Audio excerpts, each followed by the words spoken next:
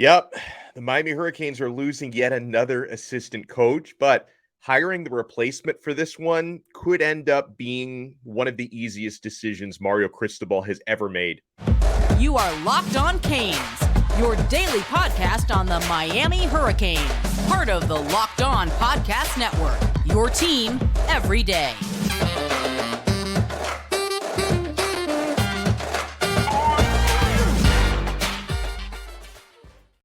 I am Alex Donno, your host. I'm a University of Miami alumnus, longtime South Florida sports radio vet, and contributor to allhurricanes.com. And thank you so much for making Locked On Canes your first listen today, even on a Sunday. We are free wherever you get your podcasts, and we are available free on YouTube. So Miami's losing another one. Defensive ends coach Rod Wright is reportedly headed to the NFL for a job with the Houston Texans. Crazy offseason continues. Outside of years when you're replacing head coaches, because they like to hire their own staff for the most part, I don't think I've ever seen this much turnover on a staff in one offseason, especially so many of these happening so late in the offseason. I mean, February's almost over now. Spring football starts in a handful of days, and Miami's replacing this many assistant coaches. That's obviously not ideal. Miami has already had to replace a defensive coordinator, linebackers coach, OC and quarterbacks coach, running backs coach, still looking for a receivers coach. And now the University of Miami will need a new defensive ends coach. And I'm happy for Coach Wright. I thought he did a good job last year. Best of luck to him in his opportunity with the NFL. And my hope is that Rod Wright's replacement is already on this Miami staff.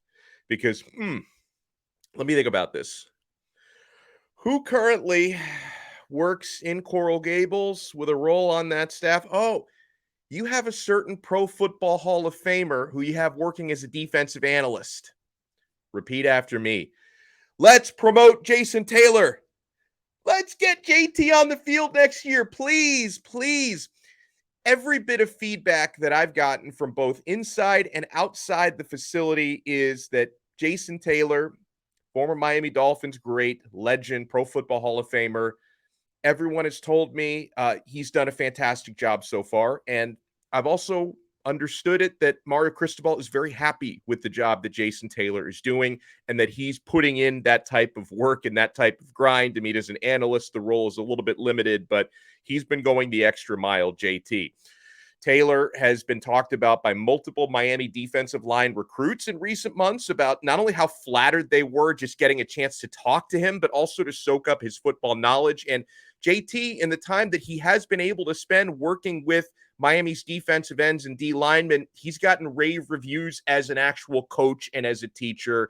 And he's got experience, right? This is not someone who just, got out of the NFL and, took a job somewhere as an analyst. He's worked his way through the high school ranks already. Taylor, he's a former defensive line coach first and then defensive coordinator at St. Thomas Aquinas, meaning he's coached some really good players, and he's also well connected down here with a very prominent local high school in STA. And, when you're working at a certain local high school, you build a lot of connections with the others. So as far as Jason Taylor potentially, hopefully getting promoted and given Rod Wright's old job, my understanding is the job could very well be his if he wants it, okay? So the only obstacle here with getting Jason Taylor on the field is possible interest from the National Football League. Gabby Arrudia from Inside the U mentioned that Taylor may have already had an NFL interview. And Joe Salavea may have had an NFL interview as well. He coaches interior defensive linemen at Miami. There have also, been some rumblings in recent weeks that maybe Jamil Adai won't stick on the staff, the defensive backs coach. So there could still be more turnover coming on this defensive staff. But let's focus on the task at hand here, and that's the defensive ends coach. I've been told by another insider that the person I talked to was wondering if perhaps the Miami Dolphins might very well offer Jason Taylor a job. And of course, being who he is, that would be a hard thing to pass up. I don't believe that has happened yet to this point, but there has been some buzz about that. So I think the big obstacle here, I don't think that Jason Taylor would turn this job at the University of Miami down just for the sake of turning it down. But if he does get, a strong offer from the NFL, that could be what keeps Jason Taylor from getting this promotion. But I do know that Gary Furman and the guys at Kane Sport do seem pretty optimistic that Jason Taylor could end up being the guy to take this job at the University of Miami. This would be a perfect fit for him if he wants it, okay? JT loves South Florida, of course. He already has chemistry with the rest of the coaching staff and with several of the players. He's already worked with a lot of these guys. So a certain amount of continuity, I believe, is important, especially since we're 6 days away from spring football starting. Like, I can't wait to see if he does take this job.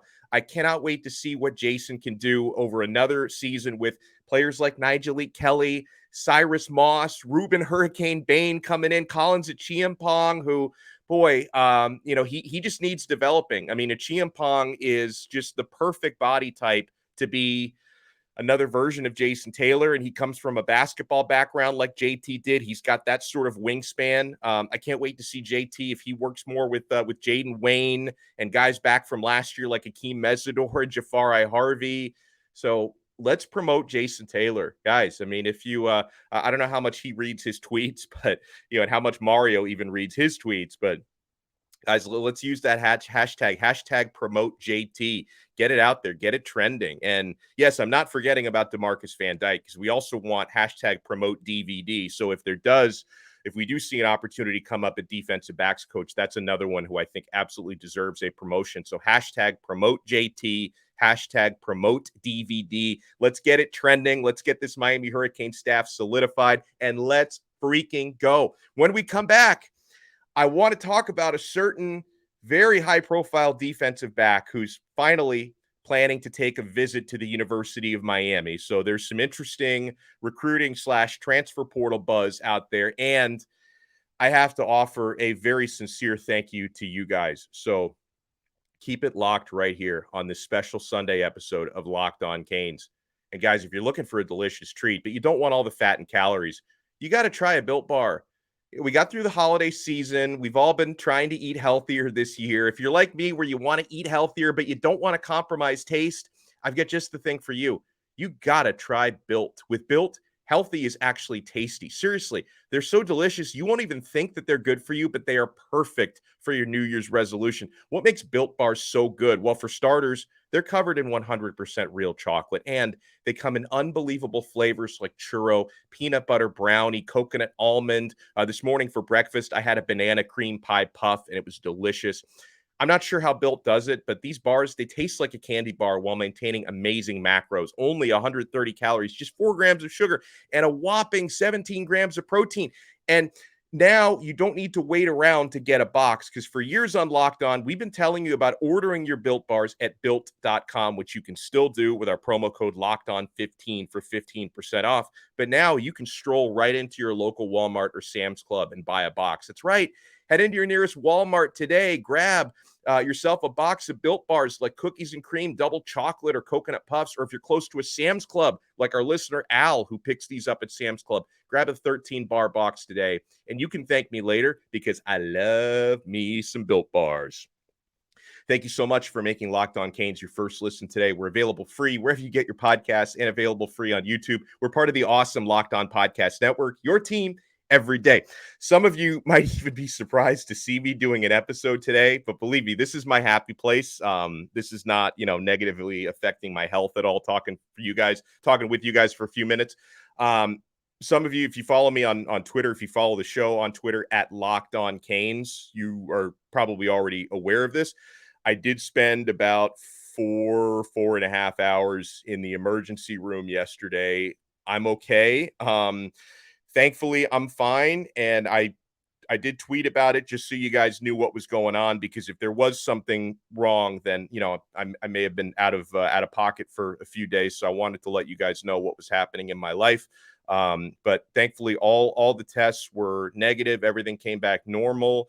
I try not to be super hypochondriac guy, but what I was experiencing on Saturday was some kind of concerning chest pains that started in the late afternoon, and they got worse. They intensified over the next few hours, and like the last thing that I wanted to do was go to the hospital, because I know that can end up being a long ordeal, and I was hoping and praying that it wasn't anything seriously wrong or anything severely wrong. But I decided that since it was getting worse and was feeling more alarming, and since I'm a father and I don't want to, I don't want to mess around with something like that. I decided to go and get checked out. My wife took me out there, and my wife works in the medical field, so she was able to kind of help me through some of the terminology and help ease my mind a little bit. And yeah, thankfully, everything was okay. At least I was able to rule out anything, cardiac. So I'm going to have to do some follow-ups with my own personal doctor to get to the bottom of what the issue might be. But anything serious, life-threatening was ruled out, and I'm feeling okay. I'm just going to be trying to get as much rest as I can for the next couple of days to get fully back to full health and full fitness. But the awesome tweets, the prayers, and the positive vibes that I received from you guys last night into this morning when I was going through this ordeal, it means everything to me. And it's not something like I'm not really the attention craving type. Like I wasn't putting it out there to try to get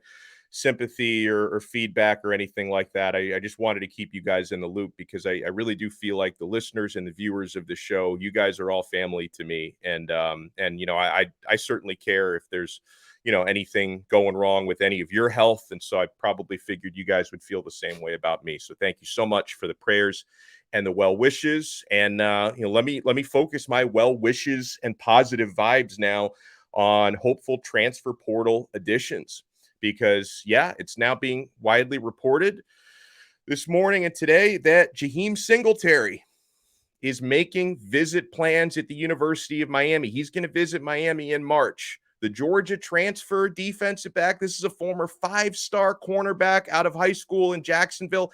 He does indeed plan to take a visit to the University of Miami next month. Now, this certainly aligns with something we've been talking about on the show for the last couple of months, ever since Singletary first entered the transfer portal, because on this show, we were some of the first to really report positive things about Singletary in Miami, because one of the outlets I work for, All Hurricanes, we were told by someone close to Singletary that Miami is very much in the mix. Now, meanwhile, other outlets had been reporting that Miami had like no shot or virtually no shot. So, of course, these developments now that Singletary is going to take a visit, that seems to reinforce everything that I was told and we were told about Miami having an opportunity there. And I'm glad I can finally say something about this because things had gone very quiet for the last few weeks. Oftentimes I will get questions from people on Twitter like, hey, you've talked a lot about Jaheim Singletary. What's going on there? Is there anything new to report? For several weeks, I had nothing new on Singletary. Now we have something new. Looks like he's going to be visiting the University of Miami.